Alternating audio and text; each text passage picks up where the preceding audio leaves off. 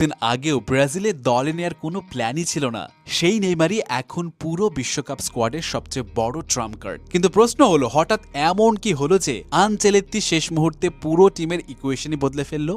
তো পুরো কাহিনীটা কিন্তু অ্যাকচুয়ালি অনেক ডিপ। অনেকেই ভাবছে নেইমার কি শুধুমাত্র নামের জন্য স্কোয়াডে নেওয়া হয়েছে, কিন্তু আসল সিনটা পুরো আলাদা। কারণ ব্রাজিলের সবচেয়ে বড় দুই অ্যাটাকিং ওয়েপন রদ্রিগো আর ইয়াং সেন্সেশন এস্তাভিও ইনজুরির কারণে আগেই ওয়ার্ল্ড কাপ থেকে ছিটকে পড়ে গেছে। আর এখানেই আনচেলত্তির পুরো গেম প্ল্যান ওলটপালট হয়ে যায়। কারণ লাস্ট কয়েকটা ম্যাচে ভিনিসিয়াস জুনিয়র একাই পুরো অ্যাটাক বিল্ড করার চেষ্টা করছিল, ফলে অপোনেন্ট ডিফেন্ডাররা সবাই মিলে লিটারালি ওকে ঘিরে রাখছিল। মানে ভিনিসিয়াস বল পেলেই 2-3 জন প্লেয়ার একসাথে প্রেস করছিল। আর তাই নেইমারকে ফিরিয়ে আনার বিগেস্ট রিজন হচ্ছে ডিফেন্ডার্সদের অ্যাটেনশন ভাগ করে দেয়া। এখন অপোনেন্ট বুঝতেই পারবে না ভিনিসিয়াসকে আটকাবে নাকি নেইমারের ক্রিয়েটিভিটি সামলাবে। আর এখানে সবচেয়ে ব্রুটাল টুইস্টটা হলো Chelsea star Joao Pedro club সিজনে 23 গোল করার পরও স্কোয়াড থেকে বাদ। মানে নেইমারের কামব্যাকের জন্য লিটারালি কারো ওয়ার্ল্ড কাপের ড্রিম শেষ হয়ে গেছে। কিন্তু ভাই, স্কোয়াড অ্যানাউন্সমেন্টের আগের দিন নেইমার যেই ড্রামাটা ফেস করলো সেটা পুরাই একটা সিনেমা।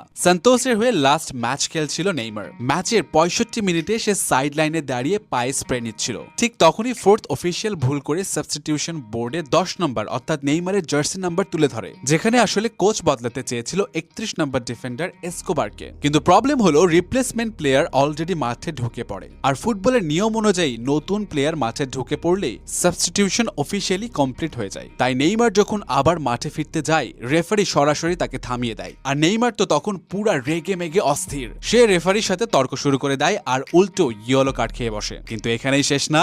রাগে নেইমার অফিসিয়াল সাবস্টিটিউশন পেপারটা স্টাফদের হাত থেকে নিয়ে সরাসরি টিভি ক্যামেরার সামনে দেখায়, যেখানে ক্লিয়ারলি লেখা ছিল কোচ আসলে 31 নম্বর প্লেয়ারকে তুলতে চেয়েছিল, নেইমারকে না। মানে ভাবেন একবার, যে ম্যাচটা নেইমারের লাস্ট ওয়ার্ল্ড কাপ অডিশন হওয়ার কথা ছিল সেইটা শেষ হয়ে গেল জাস্ট একটা ভুলে। এখন ব্রাজিল পুরো দুই ভাগে বিভক্ত। একদল বলছে দিস ইজ নেইমারস লাস্ট ডান্স। 2014, 18 এবং 22-এর হার্ট ব্রেকের পর নেইমার এবার ট্রফি তুলবেই। আরেক দল বলছে ভাই, মানুষটা 2023 সালের অক্টোবরের পর প্রপার ইন্টারন্যাশনাল ম্যাচে খেলেনি, ফিটনেস এখনো ফুললি ম্যাচ রেডি না। সেখানে ইনফ্রম ইয়াংদের বাদ দিয়ে নেইমারের ওপর গেম্বল করা ব্রাজিলকে ডুবিয়েও দিতে পারে। কিন্তু একটা কথা মানতেই হবে, ওয়ার্ল্ড কাপে নেইমার থাকলে ফুটবল আর নর্মাল থাকে না। কারণ সে মাঠে নামলে পুরা ইন্টারনেটের ভাইবই বদলে যায়।